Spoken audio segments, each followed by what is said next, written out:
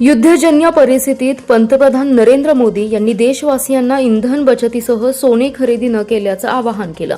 मोदींची भूमिका राष्ट्रहिताची असून यात मताच्या राजकारणाचा विषय नाही। याबाबत अफवा पसरवणाऱ्यांना जशास तसं उत्तर दिलं जाईल। लोकांची माथी भडकवण्याचा प्रयत्न हाणून पाडू असा इशारा आमदार गोपीचंद पडळकर यांनी सांगलीत दिला। पंतप्रधान नरेंद्र मोदी यांच्या आवाहनाला पाठिंबा देण्यासाठी मारुती चौकात नागरिक, शेतकरी, कष्टकरी परिषदेचं आयोजन करण्यात आलं होतं। यावेळी आमदार पडळकर बोलत होते।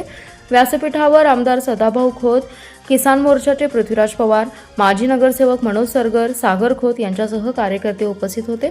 आमदार पडळकर म्हणाले की काही जण मोदींना लांबलचक पत्र लिहित आहेत, काही स्वयंघोषित अर्थतज्ञ टीका करत आहेत, काँग्रेस महाआघाडीतील नेतेही आरोप करत आहेत। ज्यांना रस्त्यावरील खड्डे मुजवता आले नाहीत ते आता मोदींना सल्ला देत असल्याची उपरोधिक टीका आमदार पडळकर यांनी केली आहे। दरम्यान परिषदेत राष्ट्रवादीचे नेते आमदार जयंत पाटील यांच्यावर अनेकांनी निशाणा साधलाय। आमदार पडळकर यांनी नावालाच अर्थमंत्री होते, सध्या अर्थ नसलेली विधाने करत आहेत असाही टोला लगावला। तर सांगली पेठ रस्ता पूर्ण करायला जमलं नाही ते भाजपवर टीका करत असल्याचा आरोप देखील त्यांनी केलाय। देशाचं तेल थांबलं होतं का? नाही आहे। अनेक राष्ट्रांचं तेल तिथं थांबलं होतं।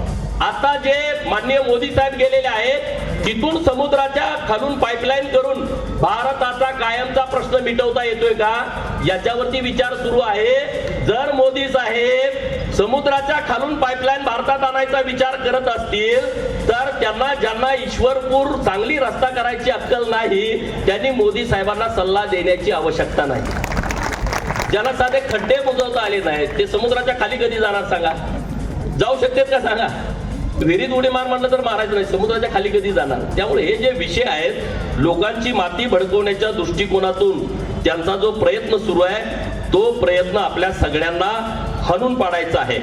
मसाल्याच्या बाबत पण आपण चांगलं निर्यातदार आहोत। मसाल्याचे जे पदार्थ आहेत ते पदार्थ सुद्धा आपण चांगल्या पद्धतीनं हे गोष्टींचं अनुकरण करण्याची आवश्यकता आहे। विरोधक ज्या पद्धतीनं हे घाणेरडं राजकारण करताय त्या राजकारत्यांना चांगली बुद्धी यावी अशी प्रार्थना मारुती चौकातल्या मारुतीला मी करतो।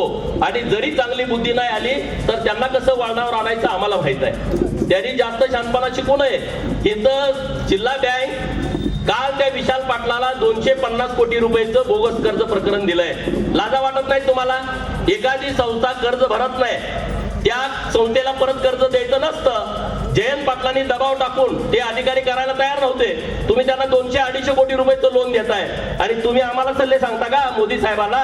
तिथं बँकेचं सांगा ना, तिथं नीट करा ना काशी तुमची। ती काय बँक तुमच्या बापाची आहे काय? बँक आमची आहे, गोरगरीब लोकांची।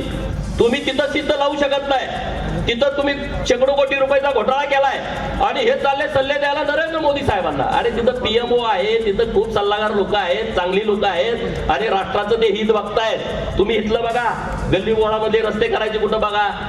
9-9, 10-10 वेळा तुम्ही अर्थ खात्याचे मंत्री राहता महाराष्ट्राचे, तुम्हाला कळत नाही रस्ता लागतो का नाही लागतो? मी जत मध्ये उमदीला MIDC घोषित करून आणली सरकारकडून 2000 एकर मधली आणि आम्ही पास्त्रू जाहिरात दिली। पास्त्रू मध्ये डायरेक्ट उद्योगपतीने यावं आणि जमीन खरेदी करावं। आमच्याकडे 2च लोक आली। किती लोक आली? 2च लोक आली। मी अधिकाऱ्यांना विचारलं असं का झालं?